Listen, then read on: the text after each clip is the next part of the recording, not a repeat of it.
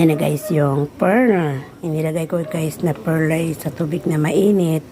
Nagpakulo muna ako ng tubig mainit. Tapos, ayan, nilagay ko na itong pearl. Guys, magbibilang na tayo guys ng 2 seconds, 2 minutes, ay 2 seconds. Tapos, hayaan na natin kumulo siya ng 20 minutes. Ayan guys, pagkatapos ng 20 minutes, yan. Papatayin na natin yung kanyang apoy at magbibilang ulit tayo ng 15 minutes para na haunin na natin yung pearl sa may tubig na mainit. Ayan guys. Yan ang